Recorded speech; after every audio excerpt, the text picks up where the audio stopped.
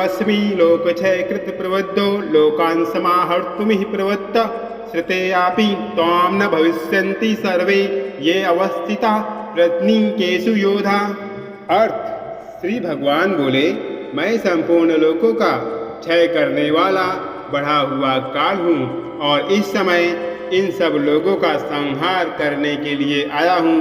तुम्हारे प्रतिपक्ष में जो योद्धा तुम्हारे साथ खड़े हुए हैं वे सब तुम्हारे युद्ध किए बिना भी नहीं रहेंगे। व्याख्या। अर्जुन के प्रश्न कि वे कौन हैं, इसकी प्रतिक्रिया में श्री कृष्ण सर्वशक्तिशाली काल और ब्रह्मांड के विनाशक रूप में अपनी प्रकृति प्रकट करते हैं, यानी कि इस समय श्री कृष्ण का जो विराट स्वरूप है उसकी तुलना प्रलय के देव यानी महाकाल महादेव से की जा सकती है। श्री कृष्ण कहते हैं कि मैं सभी लोगों का नाश करने के लिए काल बनकर आया हूँ। इसके पहले जब अर्जुन ने पूछा था कि आप यहाँ क्या करने आए हैं, इस प्रश्न के उत्तर में श्री कृष्ण कह रहे हैं कि मैं दोनों सेना का संहार करने के लिए आया हूँ।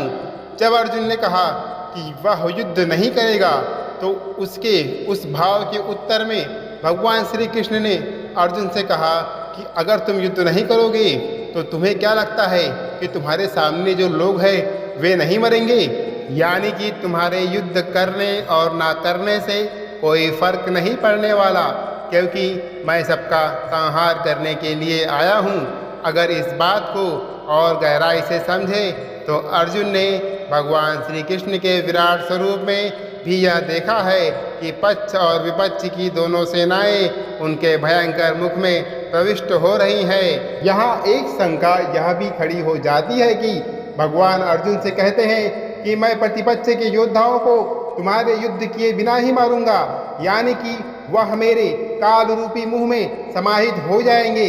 इसके बाद भी कुछ योद्धा जैसे अश्वत्थामा आदि कैसे बच गए? इसका समाधान यह हो सकता है कि भगवान उन योद्धाओं को मारने की बात कह रहे हैं जिनको अर्जुन मार सकते हैं या जिनका अर्जुन आगे वध करने वाले हैं। कुल मिलाकर भगवान के कहने का तात्पर्य यह है कि जिन योद्धाओं को तुम मार सकते हो वो सभी तुम्हारे बिना भी मारे जाएंगे और जिनको तुम आगे मारोगे वह मेरे द्वारा पहले से ही मरे हुए हैं।